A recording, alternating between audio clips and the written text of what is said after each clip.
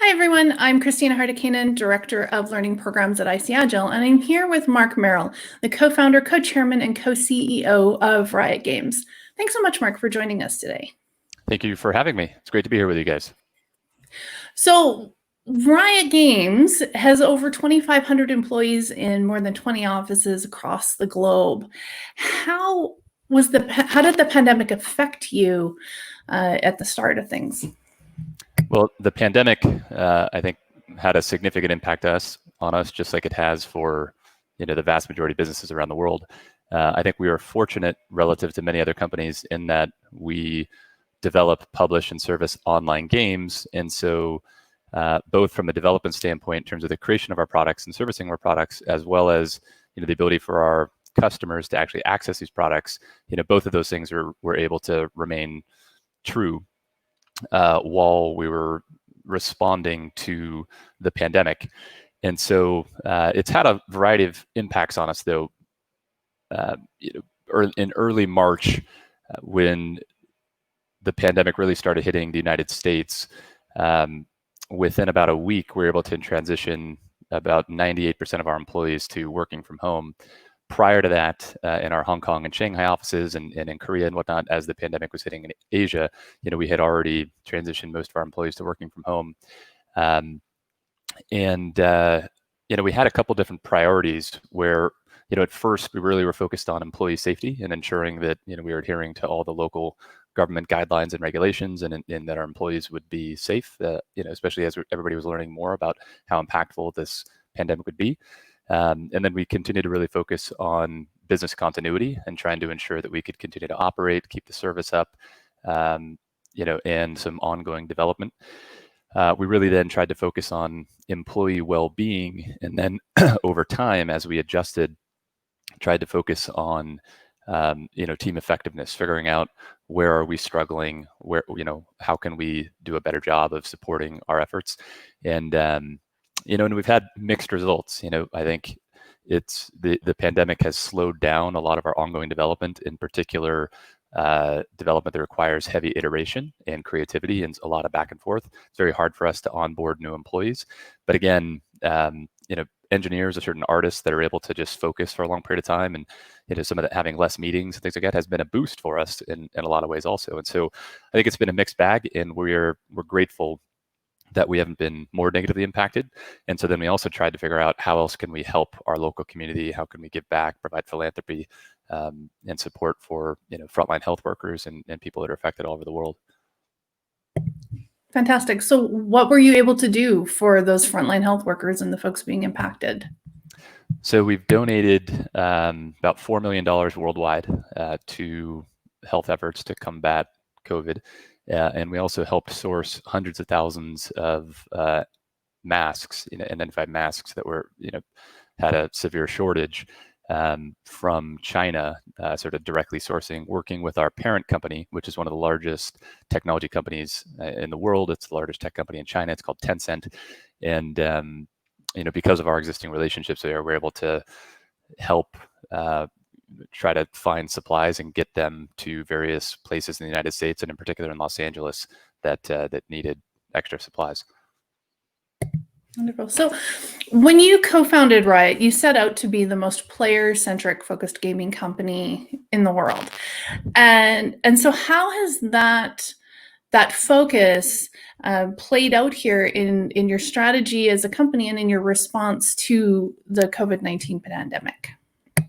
Yeah, so for us, the mission and the sort of passion and the audience orientation that Riot has often acted as sort of a North Star or guiding compass in situations that are really complex or highly ambiguous. And so whenever we're faced with a particular situation, one thing that can help us determine what's the best decision, is it path A, path B, path C, path D? And when I say we, I don't just mean myself or our leadership team or our employees all across the company. It's a situation that it can really help guide everybody's decision making, and where we ask ourselves, what's the best thing for the player and for the audience we're trying to serve. And often when we orient ourselves through that framework, the decisions and the complexity tends to become a little easier, because then there's an orientation or sort of a framework for us to compare different decisions against. And a lot of that mission orientation means that we do things that are often counterintuitive or pretty differentiated compared to many of our peer companies in our industry. And I do think has been one of the most important aspects that has underlied Riot's success. And in particular from the perspective that it also serves as kind of this positive gravitational pull to attract the best talent in the world that is intrinsically motivated to align with this type of mission, where they want to do incredible things for players, and they want to be at an organization that is willing to take risks and think about things differently, to try to, again, really be a service business. There's sort of a difference between having a job and having a career and having a calling. And, I think many people at Riot really feel like they have found their calling and they found their tribe of people just like them, where they can be their best self and to go create, incredible things to delight tens of millions of players all around the world.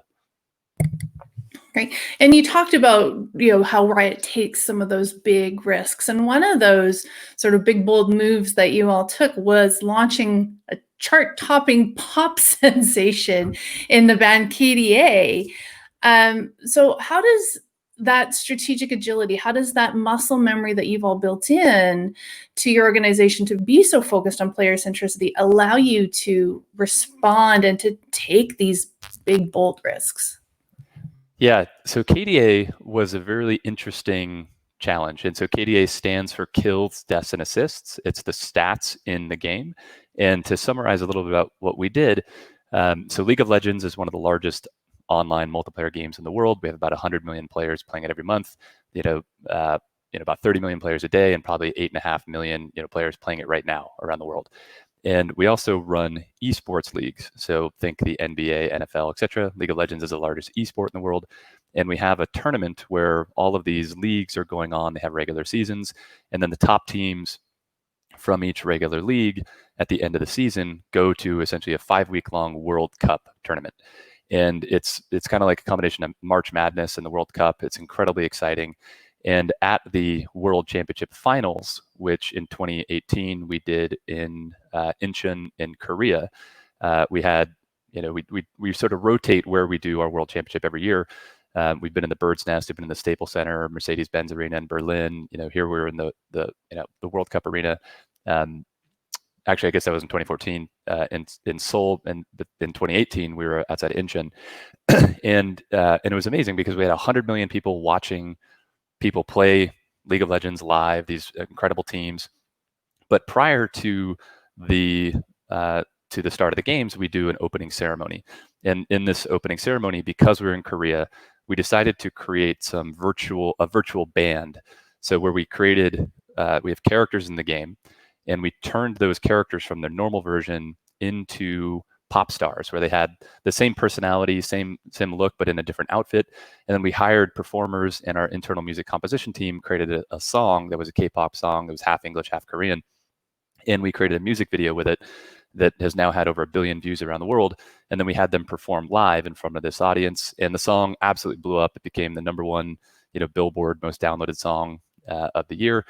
And a lot of what that required internally is for us to build these competencies from the game that people love to play and love to watch, to eSports and live production leagues and event management and music and merchandise and virtual merchandise, because then we sell these digital assets to players direct to consumer. That's how we make our money. And as we've built these competencies over the years, oftentimes they're very different groups. And so internally, organizationally, they're big barriers to collaboration, right? Time zone, language, competency, etc. And so but because we're so mission aligned, and then as we've evolved the organizational agility and strategic planning opportunities, where we sort of know the cadence of the year, we have a preseason, we have the end of season, we know when Worlds is going to be now, we've been able to get ahead and think about what would be an incredible experience we could do to surprise and delight players. And then how do we bring our different competencies we've built to bear to work together to do something amazing. And that KDA performance and band and music was an example of that.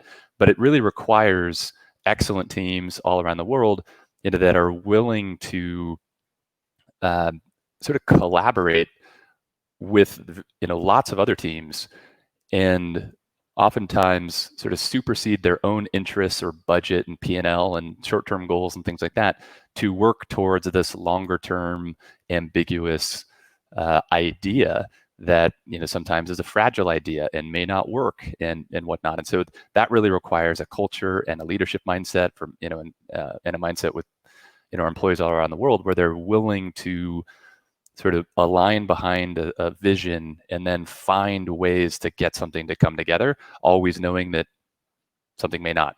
And so, there's just a lot of different elements that need to work together in concert to pull off something that great. But when we can, it's an incredible experience for players. And I think what's one of the things that's also a positive feedback loop is, as we do more of those types of things as a company, it's motivating for our employees to figure out what other incredible things can we do to surprise and delight our audience. We sort of encapsulate it by saying we try to make impossible dreams for our players come true. Oh, that's fantastic. And you talked about it with KDA tying into the world tournament for esports. Now with again this pandemic, your esports have been fairly positively disrupted, in that you've been able to bring them back online very quickly, and you've got a lot of folks able to get back on playing. How does that contrast to the traditional sports? Yes, so we're fortunate in that, in a world where everybody needs to stay home, one of the things a lot of people love to do when they're home is to play video games, or to consume media. And so whether it's watching sports or Netflix or great shows or things like that. And so our industry, in terms of online games, is definitely a category that benefits when people aren't able to go do a lot of other things in sort of the media and entertainment category. Because they can still play games as long as we're able to continue to keep the game up. Our esports events, we typically broadcast out of live studios that has a live audience. Our teams and players come in and compete.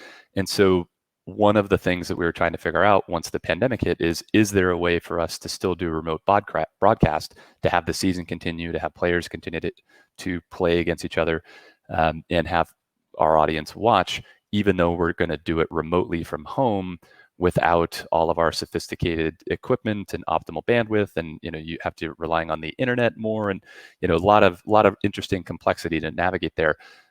But we've been pleased to see that our team was able to find ways to have the show continue. And one of the positive things is, at least from our perspective, is because other sports unfortunately shut down, there was also a lot of demand for sporting content. And so, ESPN reached out and we're like, hey, can we, historically, we haven't done TV deals, broadcast TV deals in the United States, as an example. We have in other parts of the world, but they're like, hey, can we have League of Legends, play on ESPN too? And so we were able to do that as well, and expose, a lot of what we're doing to a broader audience. And, even though the production values are lower, and, there's other certain challenges where it's not quite as great of a production value or great experience as when we can do in the studio, but our audience still really appreciated the fact that we could provide the content and the thing that they love, and our players wanted to play these games so they could get paid, and the business can continue. Our sponsors, we're able to work with them to adjust the different plans we had to try to accommodate. So as an example, we were supposed to do our mid-season invitational, which is a big international tournament, kind of like Worlds, but on a smaller scale. And we pivoted because we couldn't have a live audience or make MSI, which is what it's called, work given the pandemic. So we adjusted to a 48-hour live stream broadcast charity fundraiser, where we raised $650,000 that we're providing to various charities around the world, and Riot's, and my partner and I did a big matching personal grant and things like that. And but just trying to get creative around finding ways of how do we still satisfy our audience, how do we keep our employees engaged and positive and focused on right things. And the world is it's going through a tough time. 2020 is tough, and so we're hoping that we've been able to shine a little bit of positivity in the midst of all this, which is in contrast to a lot of regular sports, as I mentioned, which unfortunately have to have struggled given live events, the reliance on ticket sales for live audiences, the need for physical proximity in order to actually compete in matches. And, that's a risk from a safety standpoint because you don't want to transmit the pandemic. Really interesting challenges for so many industries. Yeah, and so putting on your hat as co-owner of LAFC, what are you bringing to the relaunch of in-person sports that you've learned from this experience in esports, or what you can bring from your experience with Riot to them? Yeah, so my business partner Brandon Beck and I are part of the ownership team of the Los Angeles Football Club, which is a MLS Major League Soccer team, and Brandon is one of the managing partners. And there has been a lot of learnings and sharings, both in terms of us benefiting from how MLS structures things and manages things and coordinates with all the different stakeholders across the league from an esports standpoint, and then vice versa. And one of the things that I think has been really impressive to witness and participate in as it relates to MLS has been the creativity of all the different team owners and the league in terms of trying to figure out a way to get the league back online. And so as of this week, we've just announced that the league is about to restart in July, and first with a 5-week tournament taking place in Orlando, where Disney's worldwide sporting facilities, where we can get 2,000 rooms and kind of quarantine all of the players together and go do sort of a tournament, which is going to be hopefully a great great experience. We're not going to have fans yet because things aren't fully opened up, but employee and player safety is paramount, and the conditions for sort of a safely managed event were able to be present. And then hopefully shortly after that, it'll be possible for teams to return to their normal home markets and hopefully start to have fans. And it may be a situation where social distancing rules need to be in place. And so then there would be probably reduced capacity compared to normal stadium capacity. But at a minimum, being able to fulfill broadcast contract requirements and get players in to play the games because players want to play and get paid, and continue to train and have their skills honed, and fans want to come watch. Being able to do anything is of course better than nothing. And so I think there's been a lot of great efforts and creativity, and a lot of different sporting leagues around the world are sort of finding ways to make it work. And I think that's definitely what we're seeing on the MLS side. And then as it relates to some of the learnings from esports, I think one of the big opportunities does relate to bridging the gap between fan and players, because oftentimes, because of the nature of the digital mediums that esports revolves around, there's a lot of sort of personal connection between fans and players.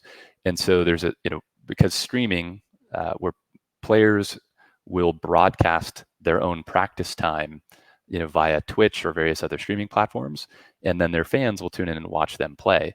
And that allows for casual conversation and them to get to know each other more, and then to provide donations and just do all sorts of interesting things, where it would be like if you're a fan of LeBron James and he has a GoPro strapped to his head, or on the side of the court, and you get to watch him practice all the time, and he comes and interacts with the camera and chats about it and whatnot. There's a question of when are those types of techniques going to continue to permeate more regular sports. And obviously Instagram Live and a lot of these technologies are helping to facilitate a sort of more intimate connection. And I think that is a really positive thing that the digital world of esports was probably doing ahead of regular sports. But there's lots of mutual learning on both sides.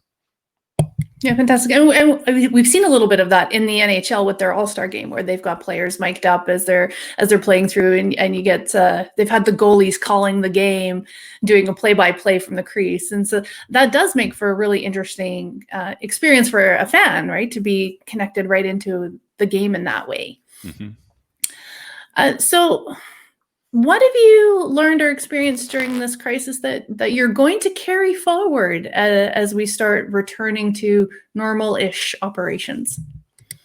Yeah, I think a couple things. The one, I think, that is just a fascinating learning, not only for us, but probably much of society, is around the viability of remote work. And so we expect that we're going to, and we've been doing a lot of studies internally trying to figure out what's working, what isn't working, or what's really difficult with the fully distributed remote workforce. And exploring the question of, when we return to normal work, how do we enable some of this flexibility and some of the positives while mitigating some of the negatives? And a lot of companies, I think, including in the tech sector in particular, are talking about shifting the default expectation to work from home. Ring, as an example, which is owned by Amazon, I think they're now positioning their offices as collaboration hubs. And so the default expectation is, again, you work from home. But if you need to do employee onboarding or doing some team chartering or some highly iterative strategic planning or design, maybe you can come in to do an office or whatnot. And I think that this kind of this social experiment that no company would have been able to ever get away with on their own, but because we all were forced to go through it, together, it's like we've all adopted or sort of skipped ahead 5 or 10 years of technology platform adoption, where we now have real behavior change that's coming from it. And so I think that is going to lead to some really interesting outcomes, probably more distributed workforces, which hopefully can help work-life balance. Although one of the negatives that we've seen too is when people are more often working from home, sometimes you're even more always on because there's not that structure to go from your commute to go home to transition to, hey, your family's around, things like that. And so, I think there needs to be continued innovation around personal management and health practices. But those are all things I think that we can sort of figure out over time. And so that's one where we definitely want to explore how to enable more remote work. And then, I think the second is also just more reinforcement of how globalized the world is and how interconnected we all are and how the things that we do can impact each other and how we all have a role to play in helping society be more healthy, functional, positive, etc. And so, whether it was, how we thought about supporting local efforts from a philanthropical standpoint around the globe, or trying to provide great free entertainment essentially, or whatnot. I think that there's been a sense of pride at the company, which I think is really positive, that we could still launch games and still provide these services and just help people, at a minimum, even be distracted from sometimes some really a lot of negativity that's been happening, or a lot of fear from, what's happening politically or what's happening, from the sort of global pandemic perspective. And, and I think that, those types of things are positive also. And so I think we're going to continue to try to figure out, and I think a lot of firms are going to try to continue to figure out, how do we do more to proactively help where, across all the dimensions that we can. And so I think there's a lot more we can do. Great. One more question for you, Marc, while we're here is, what advice do you have for organizations that are coming out and emerging from this crisis into uncertain marketplaces? Yeah, I think the world is continually becoming more and more uncertain. I think it's just, that is a reality. And so, step one in all effective problem solving is identifying the problem. And so when you recognize that things are going to be turbulent and there's going to be a lot of uncertainty and a lot of potential disruptions to the normal course of business, I think it really necessitates and increases the urgency and priority around institutionalizing agility. And part of that, I think, means really understanding who you are as a company, what your core value proposition is, what the mission is, and then also sort of balancing the question of how do we continue to deliver what we do with the risks that exist, and being, clear about trying to understand the emerging risk profile and how much effort you need to proactively put into some of these risks that may never come to pass. As an example, Riot we're a very global company. League of Legends is large all around the world, and we have 4 games live now. And, all international markets are really important, but in particular China, where League of Legends is the biggest intellectual property in China. It's a really big market for us, and with the geopolitical risk happening right now, where there's a lot of rhetoric and sort of anti-Chinese sentiment happening, in the United States, and obviously China has, is responding in kind, like as a significant impact or potential impact to Riot that is totally out of our control, right? Is what happens from a geopolitical standpoint. around access to various markets. And so that if once we identify that problem, right, and there's sort of like a risk threshold we can apply to it and a percentage likelihood that certain outcomes could come to pass, then which can help us figure out, are there things that we can do to proactively get in front of these scenarios which may manifest that could be a big threat to the business. And I just think that across all the dimensions of your business, leadership teams need to find ways to ask themselves these really tough questions.